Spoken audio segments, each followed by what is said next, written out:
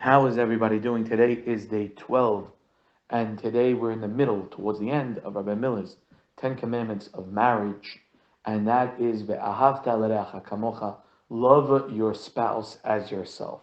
Now, this would seem simple, almost practically impossible to do, but a very simple concept.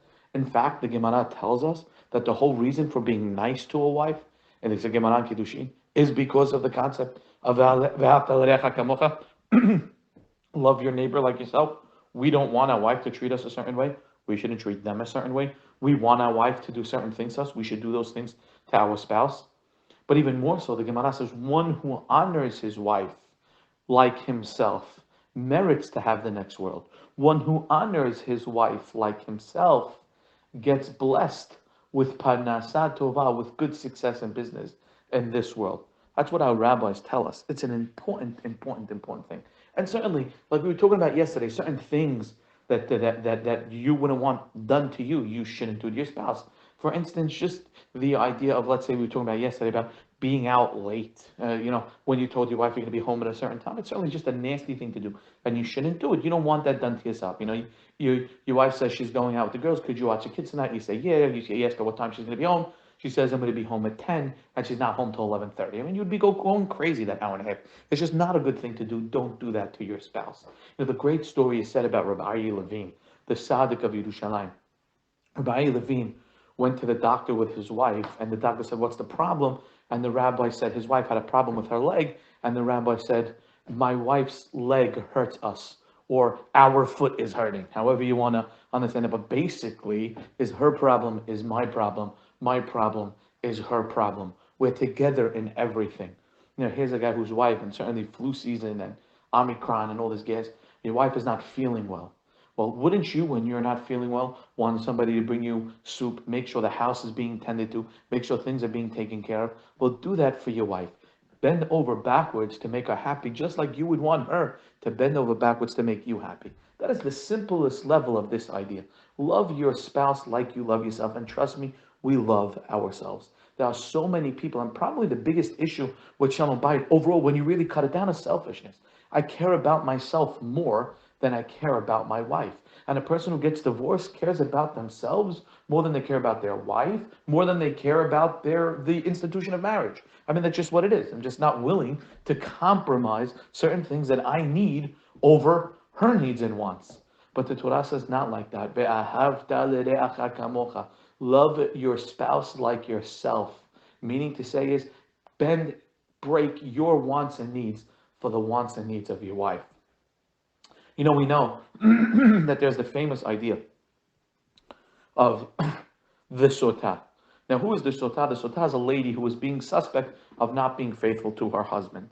And we know that what happens is that they write on a piece of paper, they take her to the courts, they write on a piece of paper, the whole entire piece, the portion of the Torah that talks about the sotah.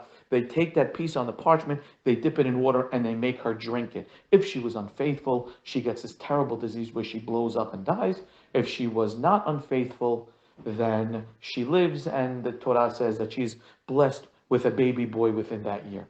Which is amazing is that it's not a simple thing, is that God's name is written on that parchment, and we erase God's name to go ahead and clear the sotah's name, which would seem kind of, odd to us, because we never erase God's name for anything. But our rabbis tell us here's something so important and so special, that in order to have Shalom Bayit, in order to have proper peace in the home, God is saying, I'm erasing my name. I don't matter. Shalom is what matters. It's the same exact way that a person should erase himself and his needs and wants. Here's a guy who wanted something his wife didn't do. So he's going to be all up in arms that his wife wasn't able to tend to his needs, all crazy about it. Hashem erases himself. You erase yourself. Here's a guy who has to look into what his wife needs and forget about his own feelings. Erase yourself for the betterment of the marriage. In fact, the Gemara tells us a great story about Rabbi Meir, where Rabbi Meir was a lady that would always come to his classes. And her husband was very anti Rabbi Meir. Why? I don't know. Probably a crazy husband. And Rabbi Meir found out that the husband vowed that he wouldn't go near his wife if she keeps going to the classes unless she spits in the rabbi's eye. If she spits in the rabbi's eye, then. So the rabbi called them, all of a sudden, the rabbi in the middle of the class calls the lady over. He says, "Excuse me, I got this terrible eye disease. Could you spit in my eye?" And afterwards, he said, "Well, what did the rabbi do? He just destroyed him." He says, "How disgusting that is! Let a strange lady spit in your eye. I mean, that's gross. It's terrible." But the rabbi understood the lesson that for shalom you got to erase yourself.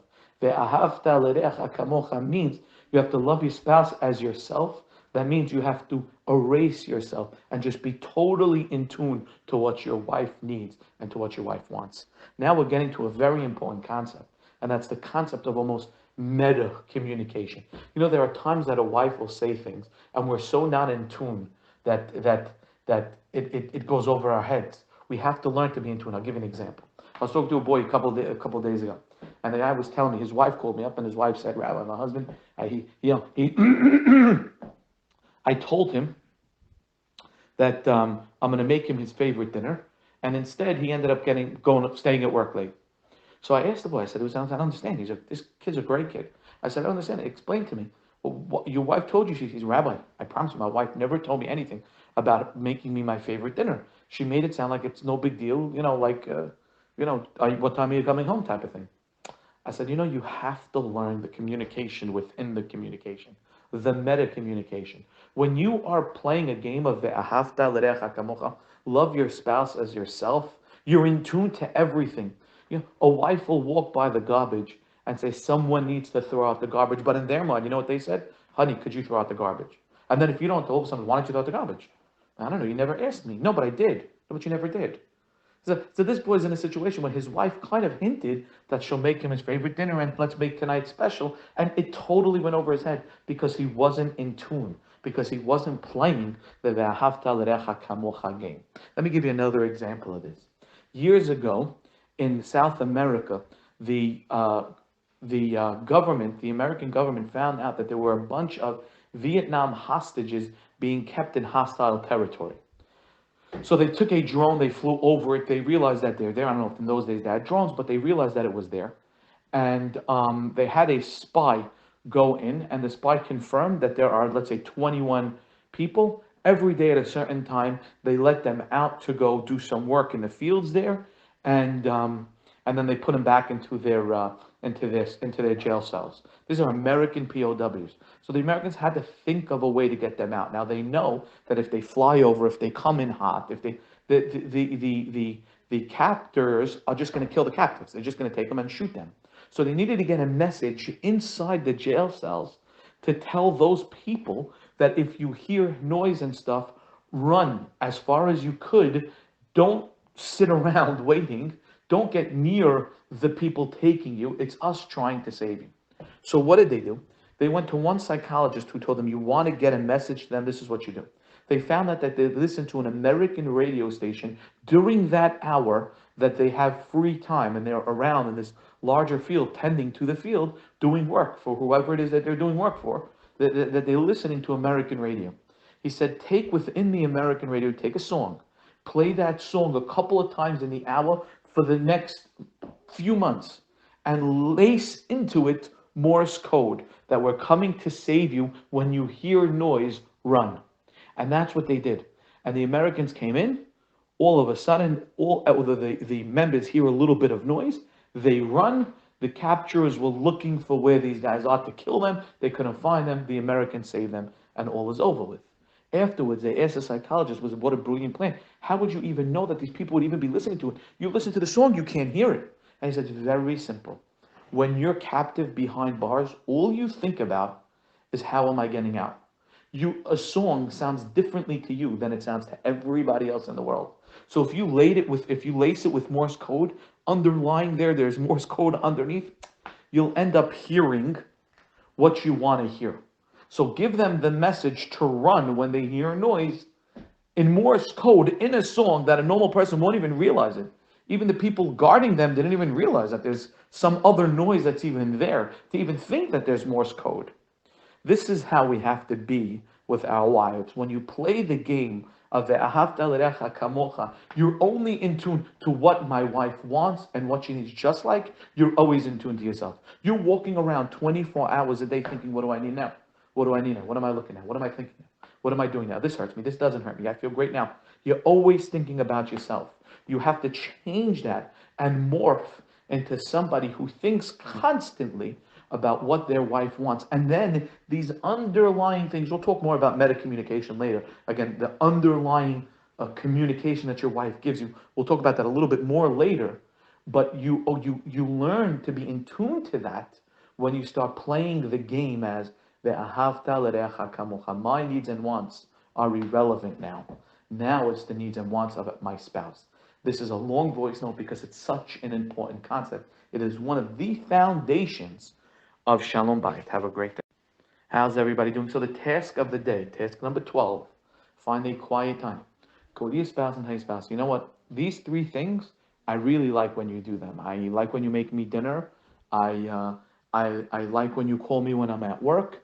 And I like when you make sure that my suit is pressed when I didn't think about it. Now, whatever it is, think of three things that you're really appreciative that your wife does for you. And then turn to her and say, what are the things that you appreciate that I do for you? And when she says those three things, they have to be specifically for her. She can't say, well, I like the fact that you work and you put food on the table. No, that's a cop-out a little bit. No, I need you to say something, and don't tell that, but I need you to say something about me that I personally do for you. When she says those three things, say, okay, those three things you like, I commit as my job of ve'ahavta l'recha kamocha to do more of those things. Have a great day.